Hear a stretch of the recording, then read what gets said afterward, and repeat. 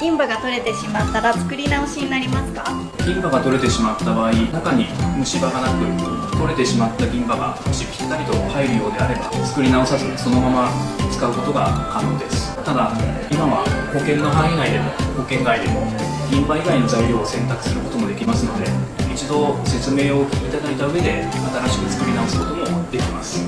いずれにしてもお口の中を拝見させていただかないとわからないことになりますので、もし銀歯が取れてしまった場合は取れてしまったものをお持ちいただき、できるだけ早くご来院をお勧めいたします。